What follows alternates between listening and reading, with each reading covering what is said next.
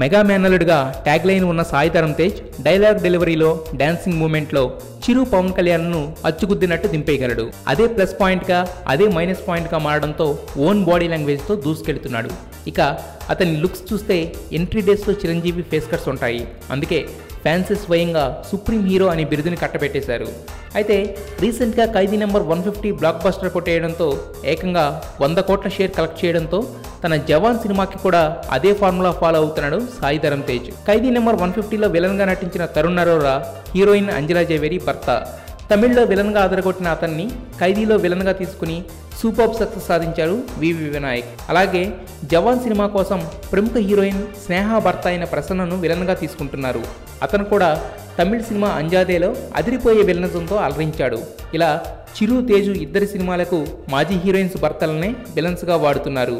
ఇది కాకతాళీయంగా జరిగిందో కావాలని చేశారో తెలియకపోయినా చిరు రూట్లోనే తేజు వెళుతున్నట్టు ఉంది. ఈ సినిమాకి సుబ్రహ్మణ్యం ఫర్ సేల్ని డైరెక్ట్ చేసిన హరీష్ శంకర్ ప్రెజెంటర్గా ఉండడం విశేషం. ఇలా సంతోషంగా ఎప్పుడూ ఒక్కసారి ఉంటాను.